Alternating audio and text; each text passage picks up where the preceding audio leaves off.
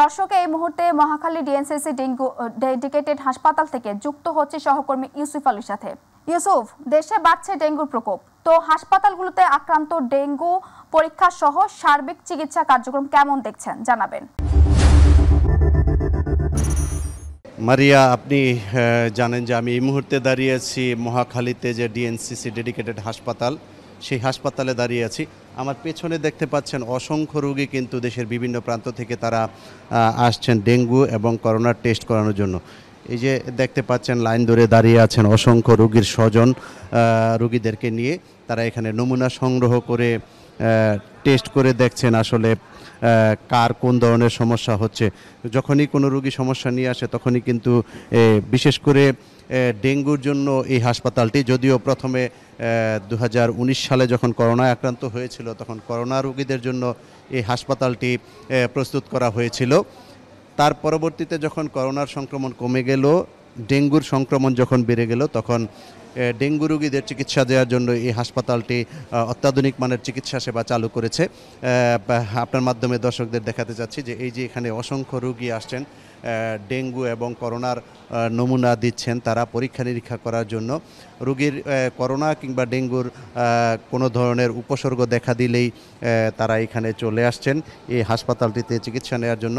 আপনি জানেন যে রাজধানীতে যেসব হাসপাতালগুলোতে করোনা এবং ডেঙ্গুর চিকিৎসা দেওয়া হয়, এই ডিএনসিসি ডেডিকেটেড হাসপাতালটি, এই হাসপাতালটিতে একটু ভিন্ন রকমের চিকিৎসা দেওয়া, অর্থাৎ রোগীরা এখানে আসার সঙ্গে সঙ্গেই তাদের নমুনা সংগ্রহ কিংবা তাদের উপসর্গ বুঝে যে ধরনের চিকিৎসা দেওয়া দরকার তাৎক্ষণিকভাবে সেটি দেওয়া হয়। এই জন্য এখানে রোগীর সংখ্যাও কিন্তু বেশি, এবং এখানে আপনার কোনো ধরনের পরীক্ষা নিরীক্ষা করার পর তাৎক্ষণিকভাবেই তারা রিপোর্ট জানতে পারেন যে আসলে তার কোন ধরনের সমস্যা হয়েছে।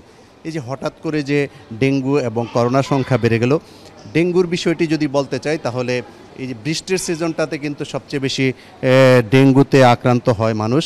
কারণ এই বৃষ্টির সময় যে পরিষ্কার পরিচ্ছন্ন পানি ডাবের বাইরে ফেলে রাখা, ডাবের খোসা, বোতল কিংবা কোনো পাত্র, এর মধ্যে 3 থেকে 4 দিন যদি পরিষ্কার স্বচ্ছ পানি জমে থাকে তাহলে ডেঙ্গুর জীবাণু সেখানে জন্ম নেয়। এছাড়া ঘরের ভিতরে যেখানে ফ্রিজ রয়েছে কিংবা রান্নাঘরে যদি কোনো পাত্রের মধ্যে পানি থাকে সেখানেও কিন্তু সেটাতে জন্ম নিতে পারে। এছাড়া নির্মাণাধীন ভবন কিংবা রাস্তার মধ্যে বা ভবনের ছাদে যদি বৃষ্টির পানি কয়েকদিন জমে থাকে কিংবা স্বচ্ছ কোনো পানি জমে থাকে তাহলে কিন্তু সেখানে ডেঙ্গুর সংক্রমণ বেড়ে যাওয়ার সম্ভাবনা থাকে। অর্থাৎ ডেঙ্গুর যে জীবাণু, ডেঙ্গুবাহিত যে মশা, সেই মশা সেখানে উৎপত্তি হয়। তাই চিকিৎসকদের পরামর্শ যে কোথাও যেন পরিষ্কার পরিচ্ছন্ন পানি যাতে 3 দিনের বেশি জমে না থাকে সেজন্য সবাইকে পরামর্শ দিয়েছেন। এছাড়া করোনার বিষয়টি বলতে গেলে করোনার যে ভেরিয়েন্ট, এটি নতুন করে একটি ভেরিয়েন্ট এসেছে যেটিতে কোনো ধরনের উপসর্গ দেখা দেয় না।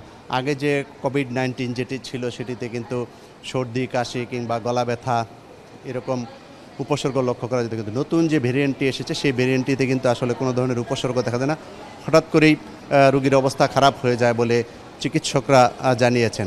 তবে এই যে এখানে আপনি দেখতে পাচ্ছেন, আমরাও কিন্তু আজকে এখানে মাস্ক পরে কাজ করতে হয়েছে, এবং এখানে যারা বসে আছেন চিকিৎসা নিতে এসেছেন কিংবা রোগীর স্বজনরা এসেছেন তাদেরকেও কিন্তু মাস্ক পরে তারপরে হাসপাতালে প্রবেশ করতে হচ্ছে।